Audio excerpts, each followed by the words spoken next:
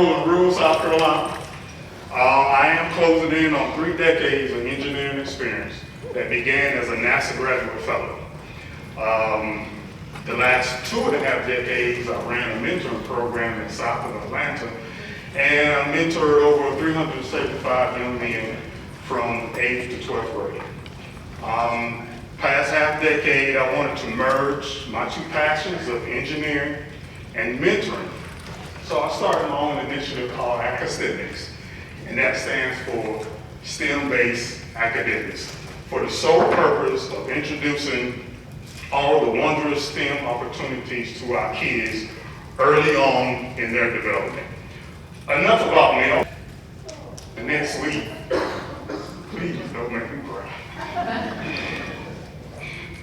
But he said, thank you for coming to help with STEM projects. One day I want to become.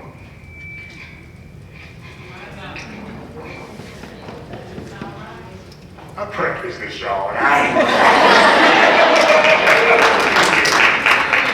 Said I want to become an engineer like you. So that touched my heart. But his teacher said, nah, that's not the wind. So what are you talking about? I said, that's not the wind. She said that we finally have something that motivated Chris to write something. Yes.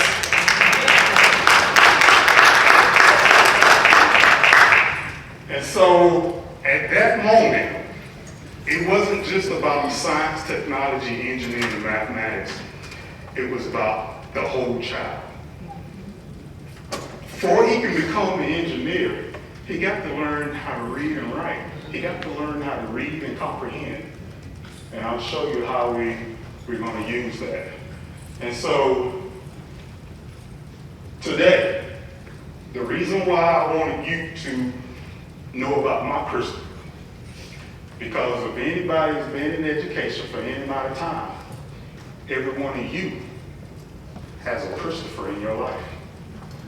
You have somebody that's not engaged in school, does the bare minimum, has no direction, and sometimes no hope for the future. And for me, we're solving problems. All engineers solve problems. And so I'm going to give you something that's hands-on so you can explore the fun of science, technology, engineering, and mathematics. Then we're going to use that fun to leverage you to make sure that you improve your efforts and relate to your daily classes more seriously. So with Christopher, I said, hey Chris, you said you want to be an engineer. For you to become an engineer, you got to get serious in your classes.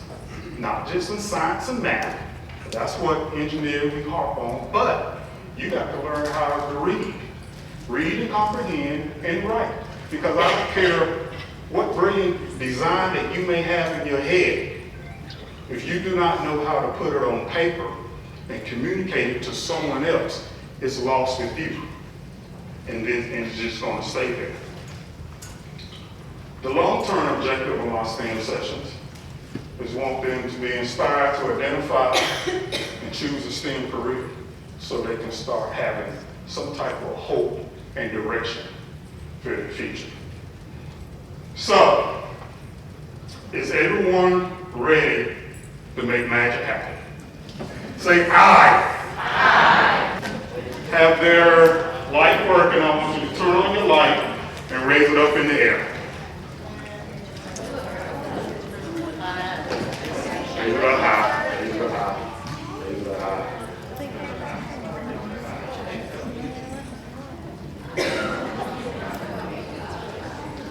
Use fossil fuels as the fuel to turn the turbines. So we would need a petroleum engineer to go out and get coal or find natural gas. Then when we use that to generate steam, we need a turbine to convert that energy into electrical energy. And a turbine, we need a mechanical engineer. We need an industrial engineer to lay out the floor of equipment of the power plant.